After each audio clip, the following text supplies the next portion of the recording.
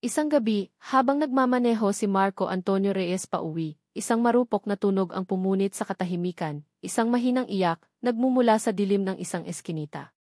Parang kuting na naiwan, ngunit mas malalim, mas nakakabagabag. Huminto ang kanyang itim na sasakyan sa gilid ng kalsada. Lumabas siya, ang kanyang isip ay nagtatanong. Nang lumapit siya sa pinagmulan ng tunog, bumulaga sa kanya ang isang lumang basurahan, kalawangin, amoy asukal, at parang inabandona ng panahon. Hindi niya inakala na sa loob ng lalagyan ng basura na iyon, mayroong isang buhay na naghihintay, isang sanggol na nagpabago sa takbo ng kanyang buhay magpakailanman. Sa sandaling iyon, hindi pa niya nalalaman na ang simpleng kilos ng kabutihan ay magbubukas ng isang lihim, isang koneksyon na mas malalim pa sa kanyang naisip, isang tawag na maglalantad ng nakatagong katotohanan paglipas ng maraming taon. Si Marco Antonio Reyes ay kilala bilang isang titan sa mundo ng real estate. Ang kanyang pangalan ay nakaukit sa mga matatayog na gusali sa Makati, simbolo ng kanyang walang humpay na sipag at talino.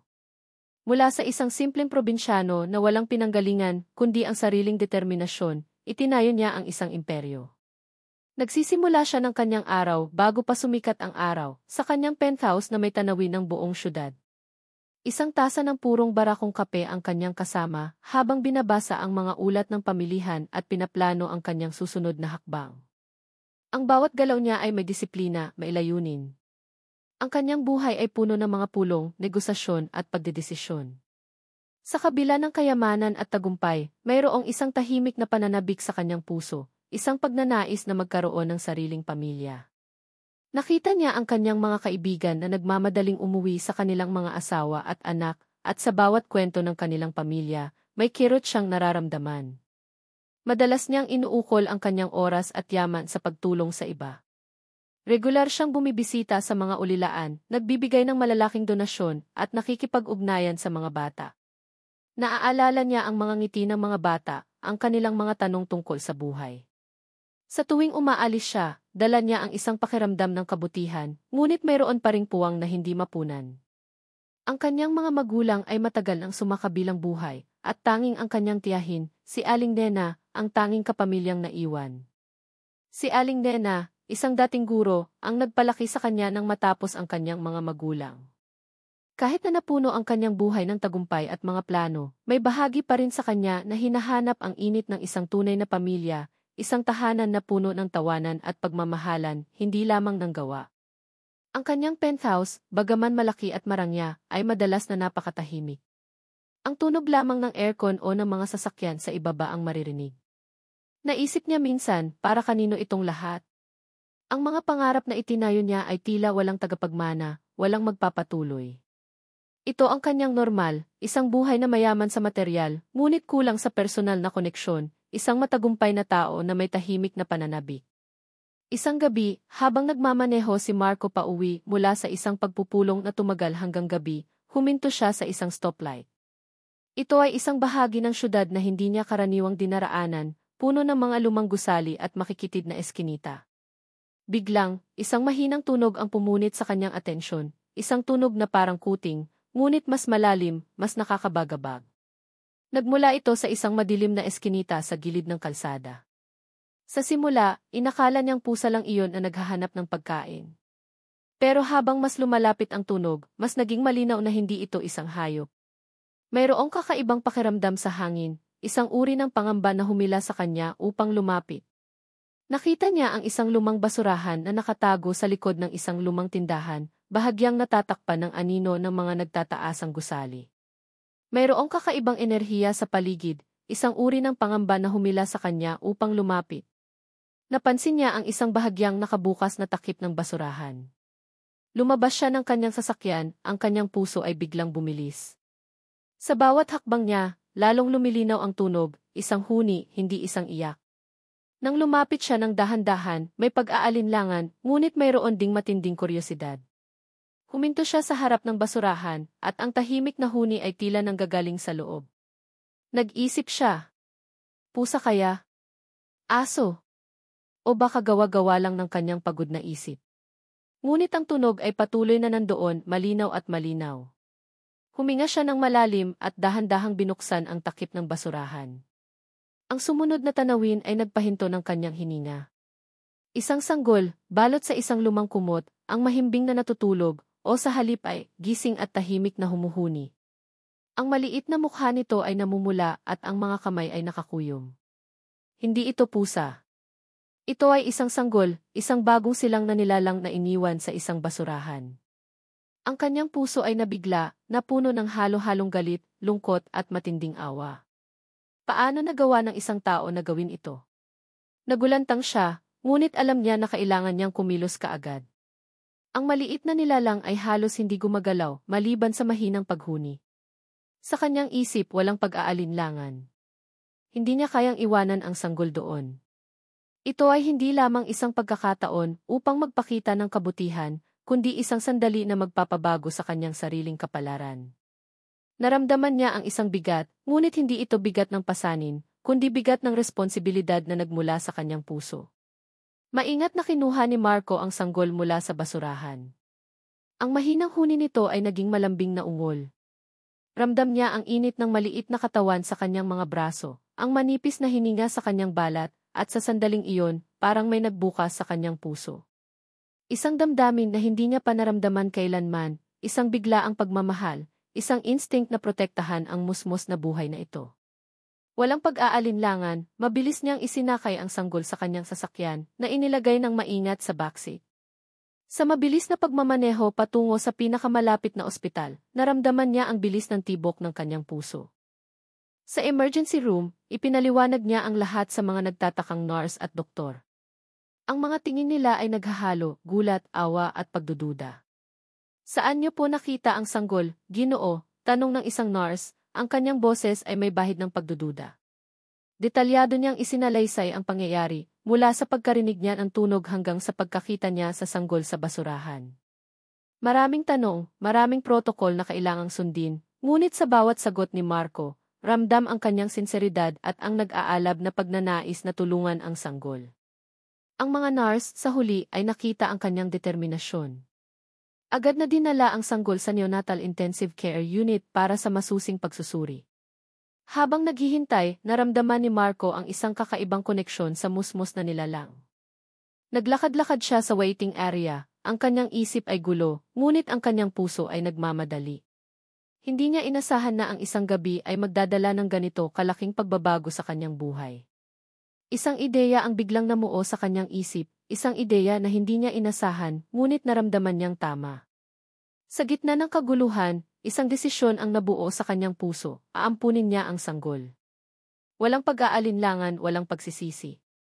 Ito ay isang instinct, isang tawag na hindi niya kayang baliwalain.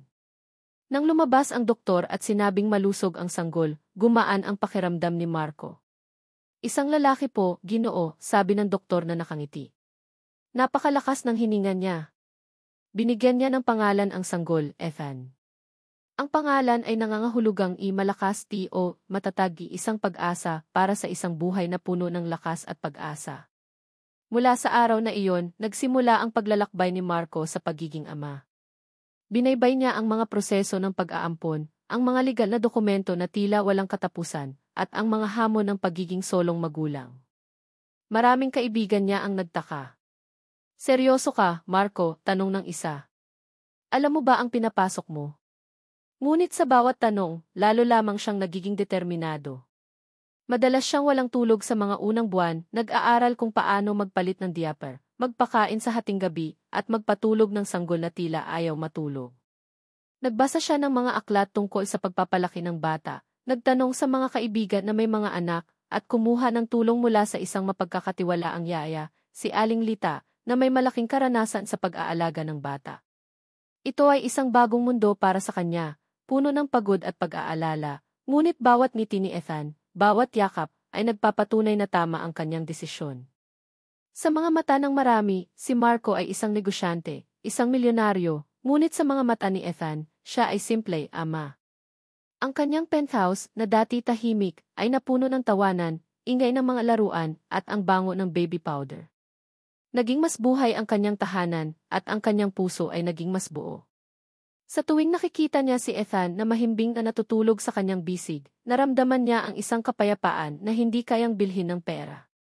Ito ay higit pa sa kabutihan, ito ay pag-ibig na nagmula sa isang hindi inaasahang lugar. Lumipas ang mga taon, at si Ethan ay lumaki na isang matalino, mabait, at masayahing bata sa ilalim ng mapagmahal na pag-aaruga ni Marco.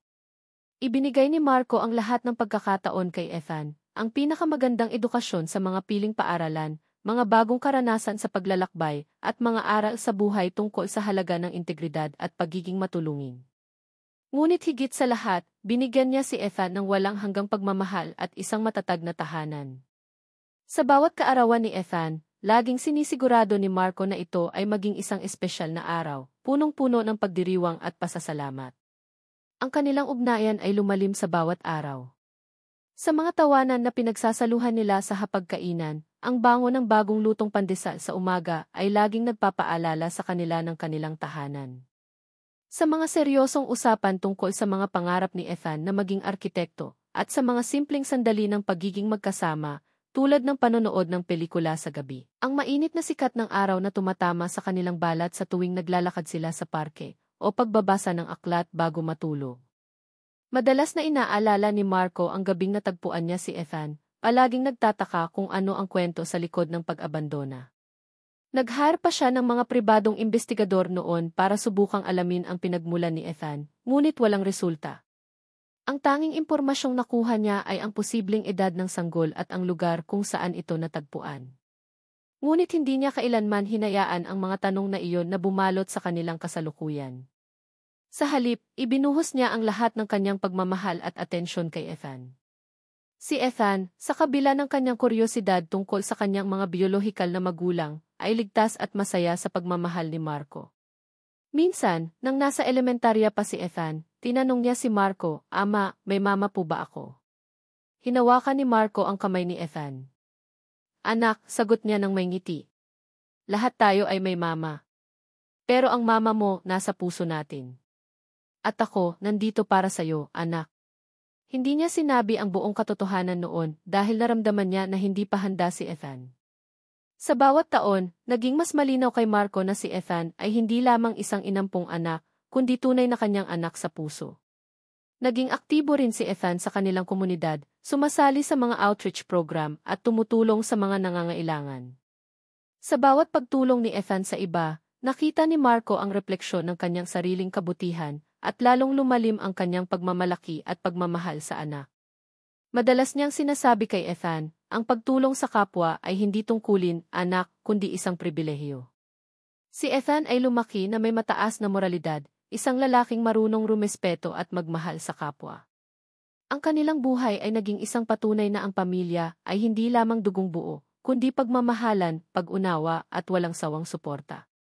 Ang mga taon ay lumipas ng mabilis at sa bawat araw, ang kanilang ugnayan ay lalong nagiging matatag, puno ng mga pangarap at mga alaala na kanilang pinagsasaluhan.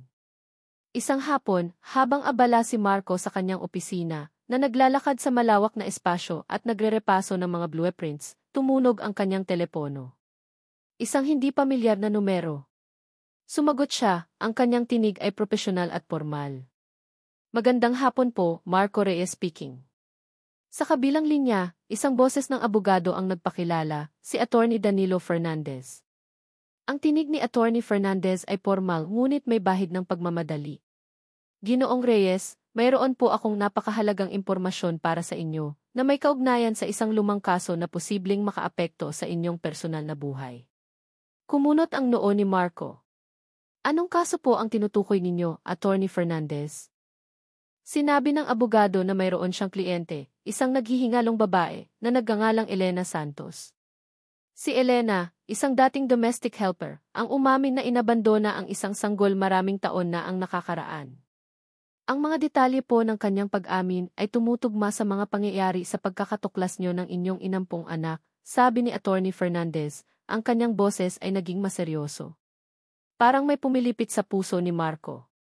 Ang hangin ay tila bumigat sa loob ng kanyang opisina. "Ano pong mga detalye?" tanong ni Marco, ang kanyang boses ay halos pabulong.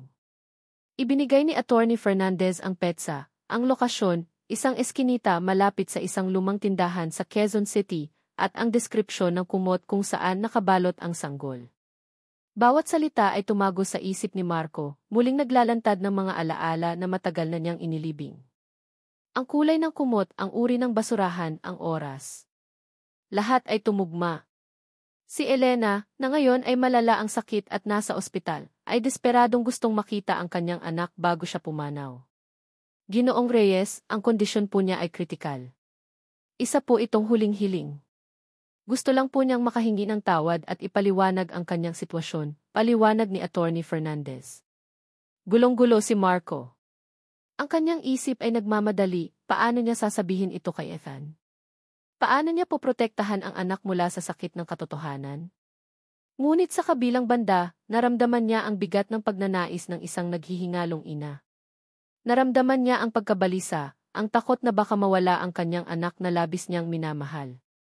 Ngunit sa huli, nananaig ang kanyang pakikipagkapwa-tao.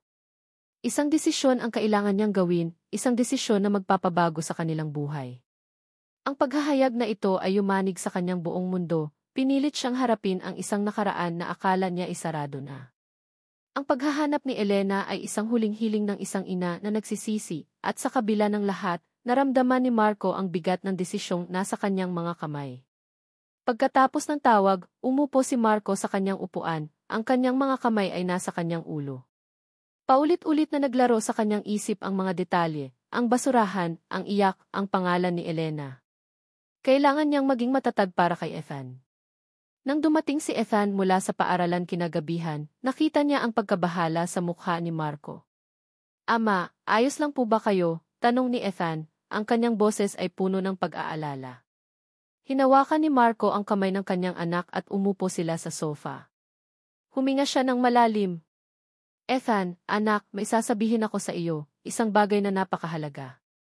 Sinabi ni Marco ang lahat, dahan-dahan, maingat, ngunit may katapatan. Binaybay niya ang tawag mula sa abogado, ang pangalan ni Elena, at ang kanyang hiling. Tahimik na nakinig si Ethan, ang kanyang mga mata ay nanlalaki, ang kanyang mukha ay nagpapakita ng halo-halong emosyon, gulat, kuryosidad, at isang bahid ng lungkot. Nang matapos si Marco magsalita, nanatili ang katahimikan sa pagitan nila. Sa wakas, huminga ng malalim si Ethan. Gusto ko po siyang makita, ama, sabi niya, ang kanyang boses ay malumanay ngunit determinado. Gusto ko pong marinig ang kanyang kwento. Naramdaman ni Marco ang isang bugso ng pagmamalaki at pag-ibig sa kanyang anak. Ang katatagan ni Ethan ay nagbigay sa kanya ng lakas. Sa tulong ni Attorney Fernandez, inayos ni Marco ang pagpupulong sa isang pribadong silid sa ospital kinabukasan. Ang silid ay malinis, puti, at napakatahimik, tanging ang tunog lamang ng monitor ng ospital ang maririnig. Nang makita ni Ethan si Elena, isang payat na babae na may maputlang mukha at mga matang puno ng pagod, naramdaman niya ang isang kakaibang kirot. Si Elena, payat at halos walang lakas, ay bahagyang humiti, ang kanyang mga mata ay nagbabasa ng pag-asa. Lumapit si Ethan sa kanya, at sa isang sulyap, naramdaman niya ang isang koneksyon, isang hindi maipaliwanag na ugnayan. Nagsimulang magkwento si Elena, ang kanyang boses ay halos pabulong, paminsan-minsan ay naghihinto upang huminga. Sinabi niya kung paano siya naging biktima ng pang-aabuso, kung paano siya nag-iisa at walang suporta, at kung paano siya napilitang iwanan ang sanggol dahil sa matinding kahirapan at desperasyon. Wala po akong mapuntahan, anak, ang kanyang boses ay nanginginig. Napakabata ko pa at walang alam. Nagtatago po ako sa mga taong gustong saktan ako. Sa tingin ko, iyon lang po ang paraan para mabigyan ka ng pagkakataong mabuhay. Isang butil ng luha ang gumuhit sa kanyang pisngi habang nagsasalita.